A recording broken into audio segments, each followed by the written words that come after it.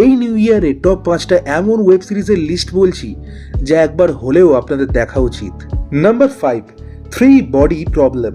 Sci fi আর মিস্ট্রির একটা combo জর্নার তুমি বলতে পারো এটাকে। এলিয়েন থেকে শুরু করে ভার্চুয়াল দুনিয়া কি নেই এই ওয়েব সিরিজে।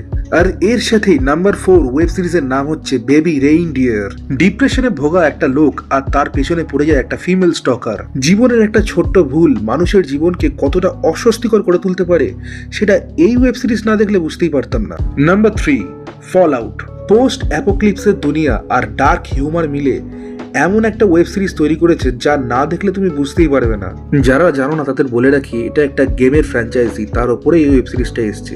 And number 2, replay. Black and white web series হালকা একটু স্লো লাগতে পারে, কিন্তু ওয়েব সিরিজটা একবার তুমি দেখো খালি। And finally the number 1, penguin. এই ওয়েব সিরিজের ব্যাপারে বলার কিছুই নেই, অলরেডি ফেমাস একটা ক্যারেক্টারের ওপর তৈরি এই ওয়েব সিরিজ। যারা রবার্ট প্যাটিনসনের ব্যাটম্যান মুভিটা দেখেছো, ওই মুভির এন্ডিং যেখানে শেষ হয়েছিল তার ঠিক পর থেকেই এই ওয়েব সিরিজের স্টোরি শুরু। ওয়েব সিরিজের যে অ্যাক্টিং তার ব্যাপারে আলাদা করে কিছু বলার নেই, অস্কার লেভেলের অ্যাক্টিং আছে এই ওয়েব সিরিজে। সো নিউ ইয়ারের জন্য এই ছিল আজকে আমার লিস্ট। সাবস্ক্রাইব।